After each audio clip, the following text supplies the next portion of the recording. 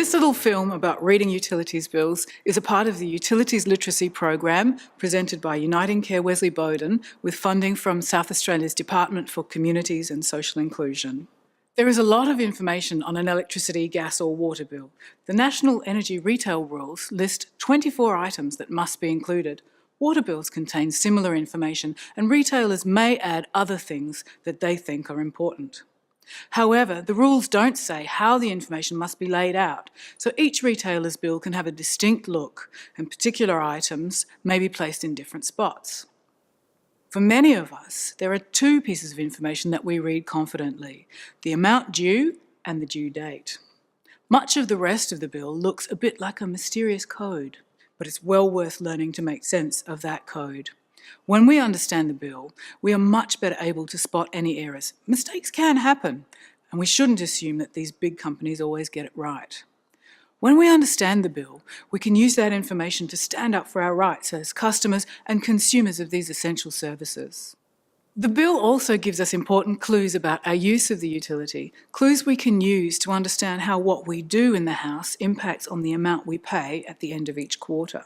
The front page of the bill usually shows the account holder and address details and some summary information about the charges. Something to check here is whether the previous bill has been paid off in full or not. If not, this bill will seem rather higher, as it includes recent usage as well as outstanding debt. The back pages of the bill tend to give a more detailed breakdown. Facts about the meter reading include the current and previous readings and the difference between them, which gives us the amount of the utility used, the dates of the readings and how many days were in the billing period, whether these were actual or estimated readings, and the meter number. If you look at the actual meter, you should see this number stamped on the meter somewhere. On an electricity bill, if there are 2 or more meter readings, it's likely that one of these will be for off-peak or controlled load supply, which is usually used for a hot water service. If the household has a solar system, expect to see another meter reading for solar electricity sent out from the house to the grid. Under the meter reading details, there is a breakdown of the prices or tariffs that are charged. There will be a supply charge, which is a fixed amount per day or per quarter.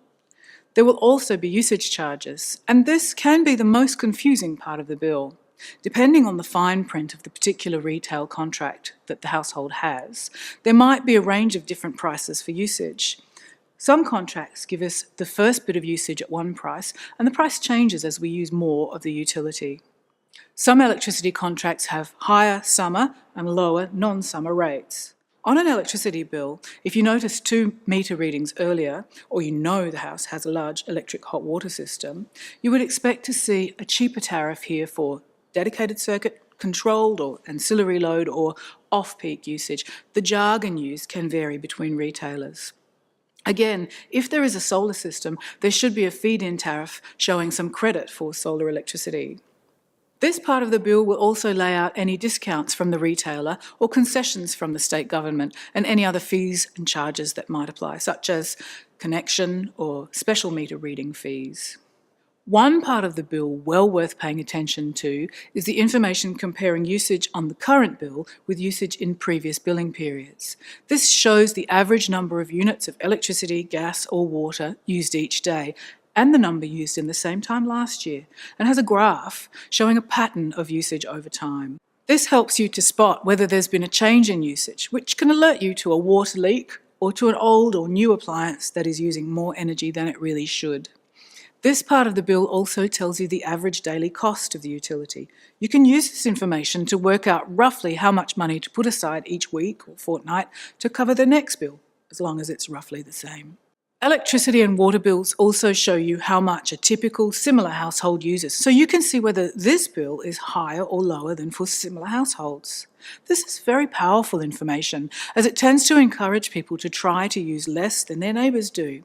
You won't find this information on gas bills though, because different houses may have only one or several gas-fired appliances, so comparisons are not as meaningful. If you need some help making sense of a bill, retailers of electricity, gas and water typically have an explanation of how to read their bill on their website somewhere. This usually has notes explaining each part of the bill. This can be particularly useful when you've switched to a new retailer or if you are helping someone else to read a bill from a retailer that is unfamiliar to you. Building the habit of carefully reading your utility bills can help you to make sure you're not paying more than you really need to. You'll be more likely to spot any mistakes if they occur. You'll be building that connection between what happens in your household every day and the bills you get at the end of each billing period. And you may find yourself competing with other households like yours to use less electricity, gas, and water overall.